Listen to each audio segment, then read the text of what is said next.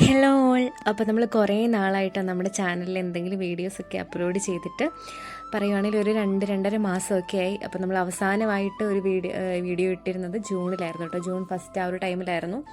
അത് കഴിഞ്ഞിട്ട് ഇപ്പോൾ ഇത്രയും നാളായി നമ്മൾ ചാനലിലേക്കൊക്കെ ഒന്ന് തിരിഞ്ഞു നോക്കിയിട്ട്.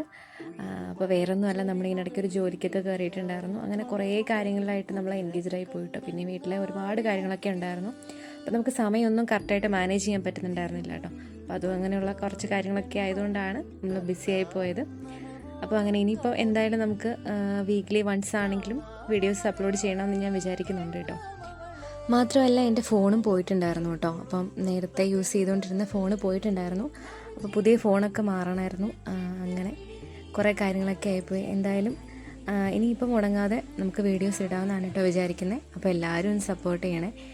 അപ്പോൾ കഴിഞ്ഞ 2-2.5 മാസം കൊണ്ട് ഡെവലപ്പ് ചെയ്ത് വന്നതാണ് കേട്ടോ ഈ പച്ചക്കറി കൃഷികളൊക്കെ.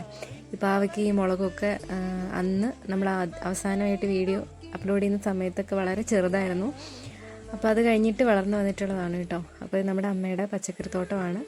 എപ്പോഴും പുള്ളിക്കാരിക്ക് എന്തെങ്കിലുമൊക്കെ ഒരു കൃഷിയൊക്കെ ഉണ്ടാവും കേട്ടോ. എല്ലാവരും പറഞ്ഞ് ഞാൻ കേട്ടിട്ടുണ്ട്, ജോലിയൊക്കെ ചെയ്ത് വന്നു കഴിഞ്ഞാൽ നമുക്കിതിനൊന്നും സമയം കിട്ടില്ല എന്നൊക്കെ. പക്ഷെ അമ്മ അങ്ങനെയല്ല കേട്ടോ, ഭയങ്കര പോസിറ്റീവായിട്ടുള്ള ഒരാളാണ്.